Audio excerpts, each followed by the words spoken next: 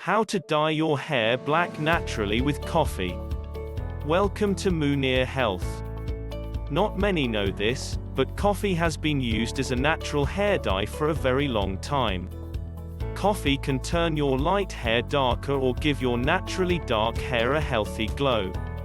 Dyeing hair is common, and most people have done this at least once in their lifetime. Likewise, most people drink coffee, so why not use that coffee and make a hair dye with natural ingredients? It is important to note that dyeing your hair naturally sometimes does not last as long. However, it is equally important to note that this method of coloring your hair does not do damage to your hair. It can even strengthen it. There are over 5,000 different chemicals used in unnatural hair dyes, per the National Cancer Institute. Many of these chemicals are known to cause cancer.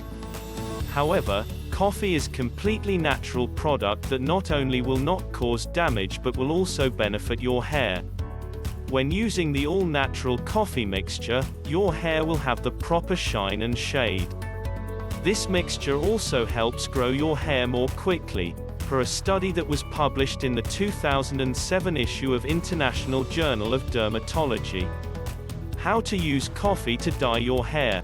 Make strong organic coffee, preferably espresso. Non-organic coffee most likely contains some added chemicals. Let your coffee cool. Mix 2 cups of leave-in all-natural conditioner with 2 tablespoons of organic coffee grounds and 1 cup of cold brewed coffee. Apply the mixture onto your hair and leave in for about an hour. It will give your hair a beautiful chocolate color, that is free from any damaging chemicals. Another simpler option is known as a coffee rinse. Shampoo your hair first, and then pour coffee over your head. Leave in for 20 minutes. Use apple cider vinegar to rinse the coffee out of your hair.